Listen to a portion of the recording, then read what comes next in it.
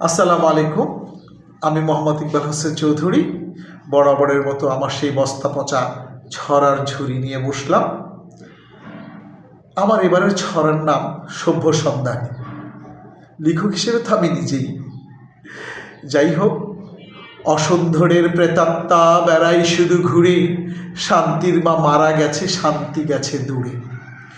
মেঘে মেঘে বেলা যাচ্ছে, কাদায় ভরা মন, হিংসা নদী মনের মাঝে বইছে সারাক্ষণ। সাম্যবাদী মন্ত্রমুখে অন্তরতে বিষ, অসুস্থ সব প্রাণীগুলো করছে যে গিজগিজ। অন্যের মুখের অন্নগুলো নিজের মুখে টানে, একটিবারও তাকায় না সে আত্মগ্লানির পানে। নিজের কাজে নিজেই ভালো, অন্যেরটা তো ছাই। হতাশ হয়ে খুঁজে বেড়াই ভালো মানুষ, তাই যাকেই ভাবি সুস্থ মানুষ তাকেই দেখি নষ্ট। নিজ স্বার্থের বেড়া জালে হচ্ছে পথভ্রষ্ট। আমিও বা ভালো কোথায়, বলছি কথা অন্যের।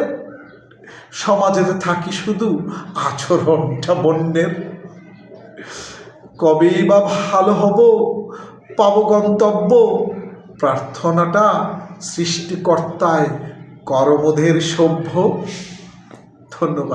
ধন্যবাদ সবাইকে।